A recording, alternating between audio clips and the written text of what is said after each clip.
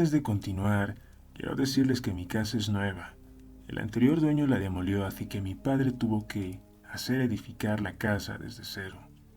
Luego averigüé que antes mi barrio era muy vacío y que en donde es mi casa, actualmente, se encontró una pareja de jóvenes despedazados, que un motociclista perdió la vida en este barrio casualmente.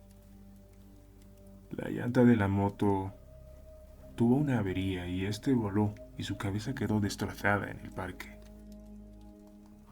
Al principio, a mí no me interesaba ningún tema paranormal o relacionado con el terror, aunque esto cambió debido a unos sucesos que les voy a contar a continuación. Antes que empezase la cuarentena, hace unos 5 meses, mis hermanas fueron al dentista.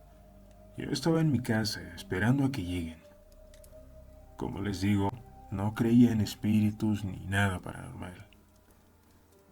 Cuando pasaba por las gradas, al ver hacia abajo, a la puerta del sótano, ya que necesariamente uno debía ver ahí al pasar, vi una especie de sombra, algo que había asomado su cabeza y me miró. No sé si para mi suerte. Yo pienso que sí. En esa grada el foco estaba averiado, así que me ahorré el susto de ver bien a esa cosa. Aunque me dejó más intrigada, me apresuré y entré a mi habitación. Ahí fue que me dio curiosidad y empecé a googlear sobre gente sombra y temas relacionados. Le conté a mi papá lo que ocurrió y él me comentó que un día cuando despertó a eso de las 2:30 de la madrugada, escuchó ruidos provenientes del sótano. La madera rechina mucho ahí, y esto fue lo que él escuchó, como si alguien estuviese rondando adentro. Él quería defenderse, pues pensó que era un ladrón.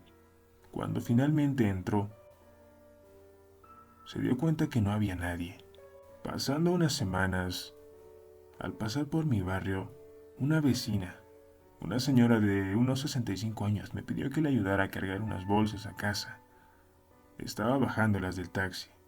Era obvio que había vuelto del mercado. Me preguntó: ¿ustedes duermen tarde? Me pareció una pregunta algo rara. Yo le respondí que no.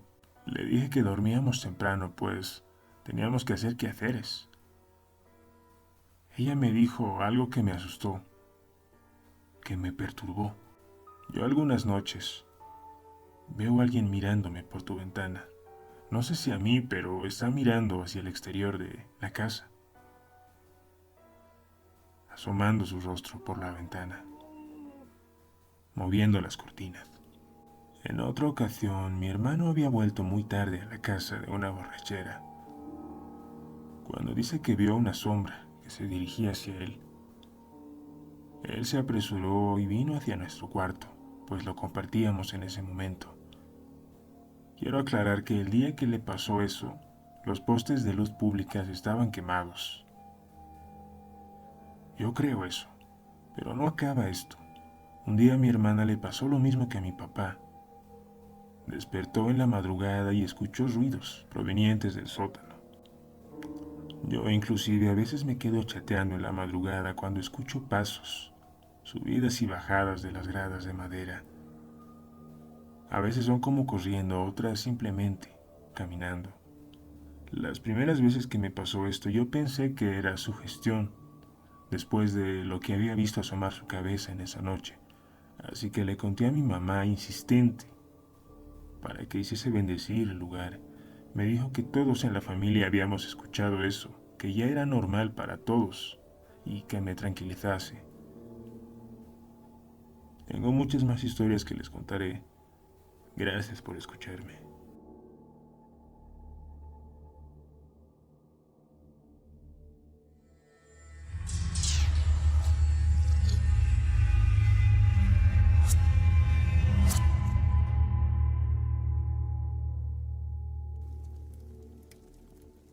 Esto es algo reciente, es del mes de febrero.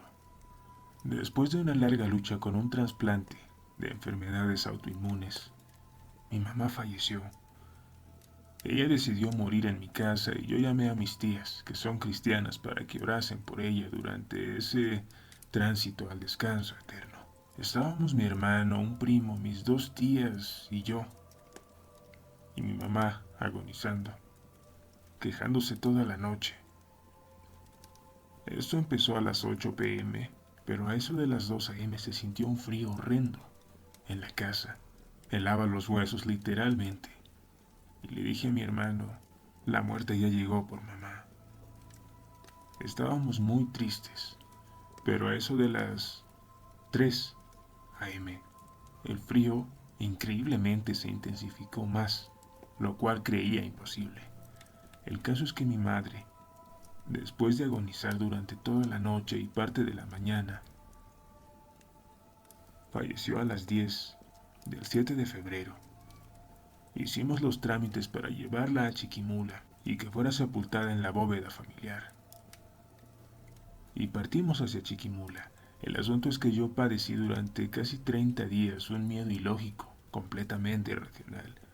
Un pánico que me iniciaba a las 8 de la noche de todos los días y con el que duraba la noche.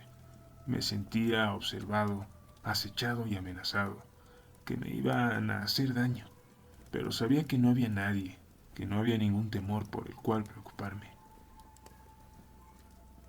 Era una especie de sensación de no estar solo y sentir que estaba mal acompañado. Estuve sufriendo parálisis de sueño durante todo ese tiempo. Despertar a la madrugada y ver que no me podía mover, pasando minutos que para mí eran interminables, hasta que de algún modo, haciendo alguna oración en mi cabeza, lograba moverme, pero tenía que levantarme porque si no me movía, si me quedaba en cama, volvía a la parálisis. Las primeras noches, una prima me dio posada en su casa y ahí me quedé, para no sentirme solo. Pero el miedo no era solo en mi casa, venía conmigo, a donde fuera. La tercera noche me dije, no, tengo que hacerle huevos a esto. Y decidí quedarme en mi casa solo. Fue una noche horrible. Dormía con las luces encendidas en la casa, con doble llave en la puerta, con las ventanas cerradas. Y aún así había miedo.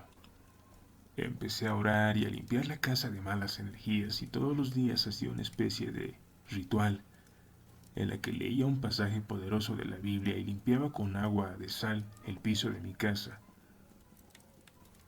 Aún con eso no se me quitó. Una noche me armé de valor y le dije a esa cosa que me estaba atormentando,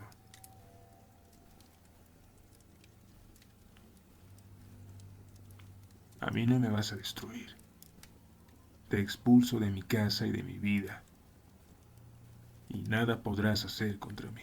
Pasando un tiempo, le comenté esto a una amiga que tengo que practica la magia blanca, y me dijo que con la muerte muchas veces entran otras entidades a los lugares donde pasan los hechos, y si uno no se encuentra fortalecido, se quedan con uno. La finalidad de estas entidades es hacer daño físico, emocional y psicológico, desgastando el alma.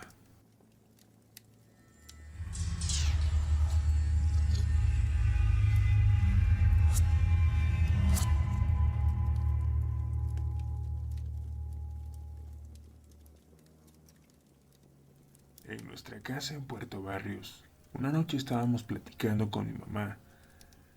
Eran casi las 12 de la noche y cuando oímos por la ventana nos hicieron shh, shh. Pensamos que habíamos molestado a los vecinos con la plática tan alta y dijimos mejor entrarnos al cuarto. Pusimos el aire acondicionado y volvimos a escuchar el sonido.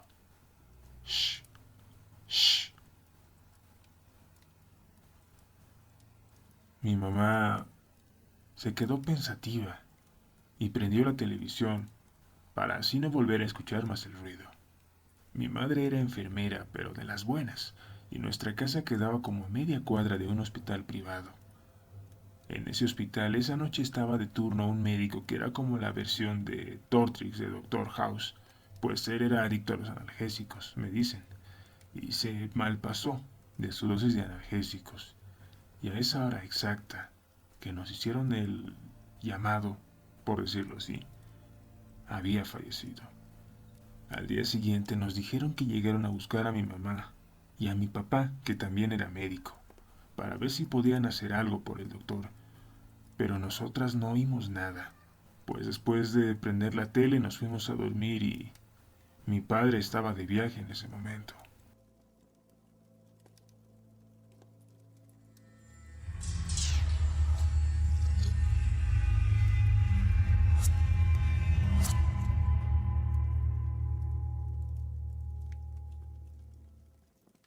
Esto nos pasó con mi hermana. Yo estaba algo pequeña, unos 12 años. Íbamos para la casa de mi abuela en una aldea alejada. Para llegar había que pasar un pequeño río. Nos quitábamos los zapatos para entrar en el agua y de ahí en la otra orilla nos los poníamos nuevamente. En esas estábamos, cuando de un árbol, que se llama por esos rumbos chagual, empezaron a lanzarnos piedritas. Había una luna bastante clara. Por la luz del cielo pudimos ver al árbol y no había nada. Nos pusimos los calzados y nos fuimos caminando apuradas, queriendo ya llegar porque hacía bastante frío. El camino tenía a los lados potreros y se oía que alguien estaba caminando, casi a la par con nuestros pasos. Pero del lado del potrero no había nadie. Al final, cuando ya estábamos llegando, escuchamos un pequeño silbido. Pero mi hermana me dijo que no me diese la vuelta. Pase lo que pase, no te llegues a dar la vuelta. Ella me llevó del brazo a la casa de la abuela, apuradas, y hasta el día de hoy no me cuenta qué es lo que llegó a ver en ese lugar, en el camino.